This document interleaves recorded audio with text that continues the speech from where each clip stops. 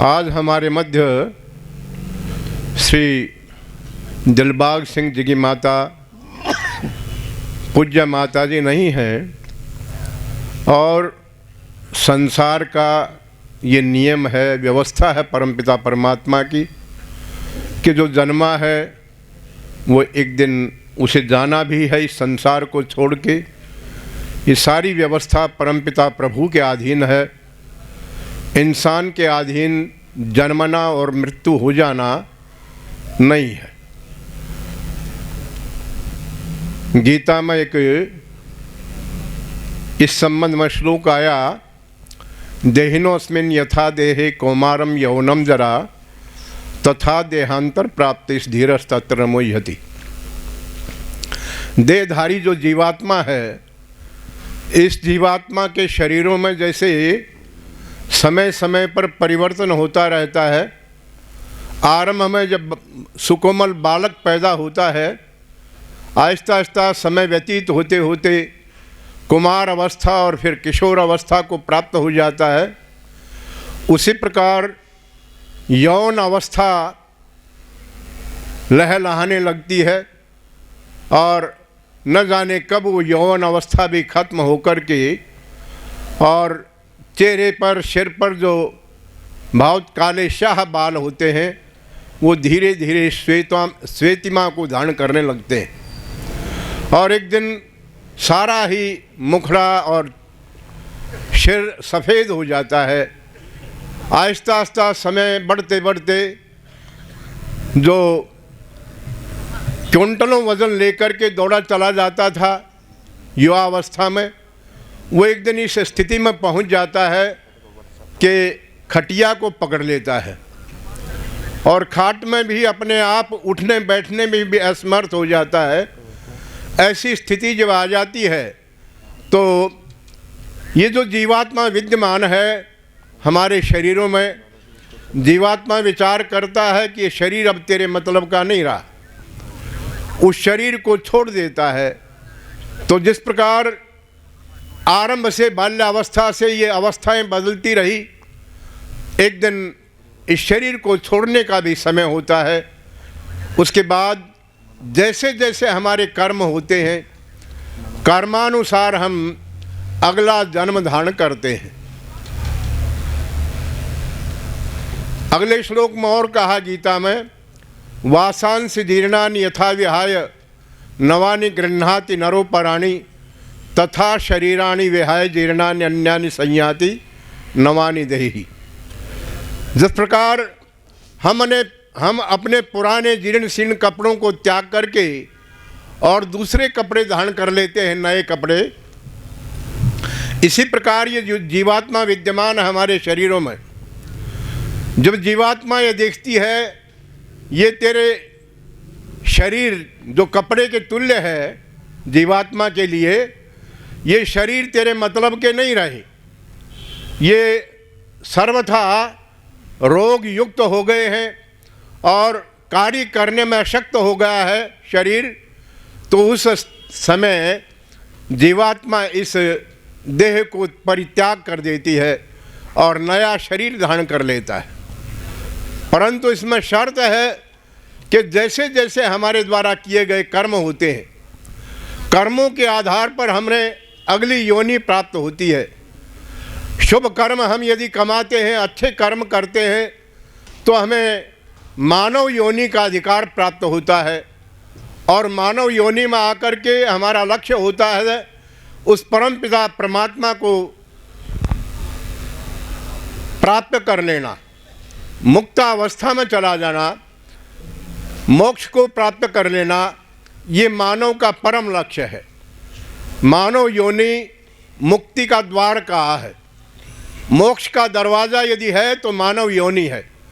अन्य योनियाँ जितनी भी हैं संसार में वो सब की सब भोग योनियाँ कहलाती हैं। केवल एक मनुष्य योनि ही कर्म योनि कही जाती है और इसको उभय योनि भी कहते हैं। अर्थात जो हमने कर्म किए हैं उनका हम फल भोगते हैं और अच्छे कर्म करने के लिए भी हमें इस मनुष्य योनि में स्वतंत्र होते हैं।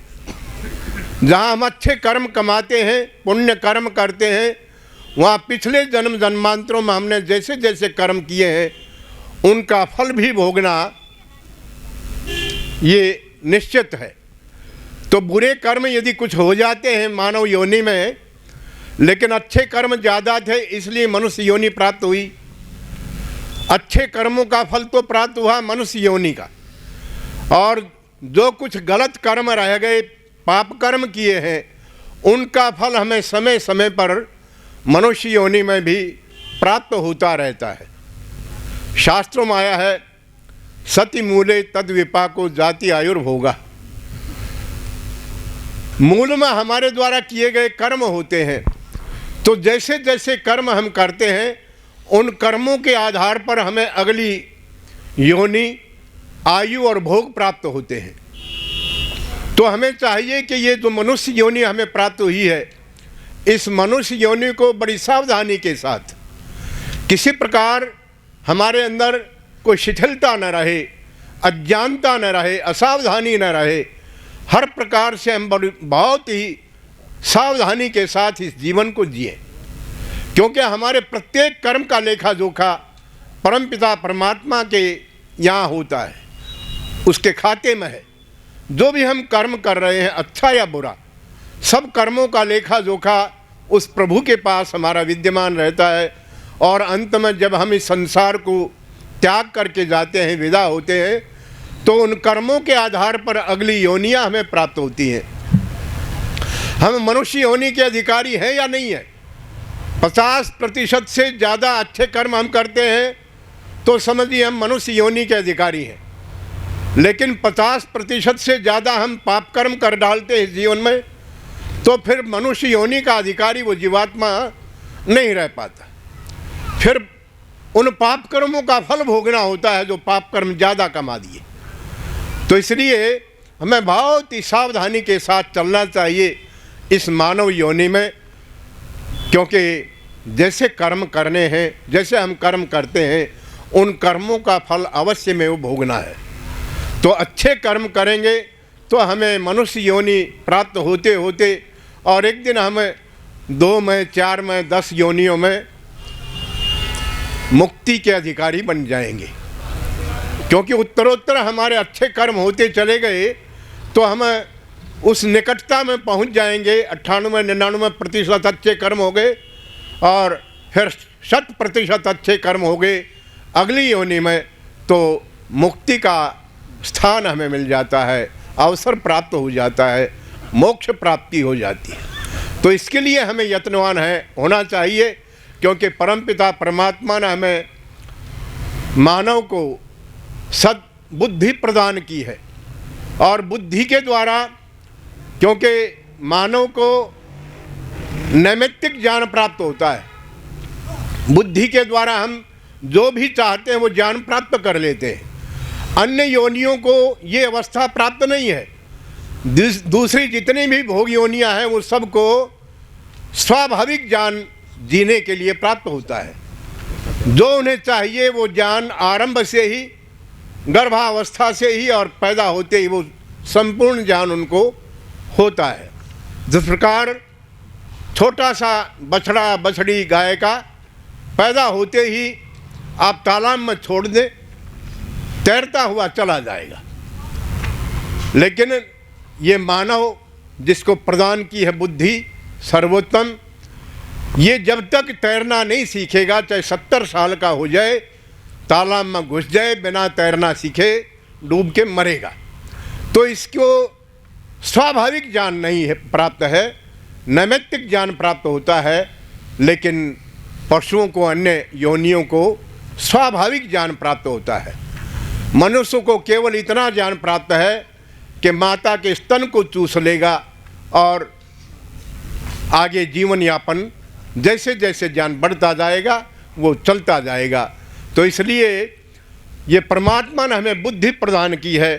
बुद्धि के द्वारा हम उत्तमोत्तम कर्म करें और पुण्य कर्म करें, कोई भी अशुभ कर्म न करें, यही जीवन की सार्थकता है।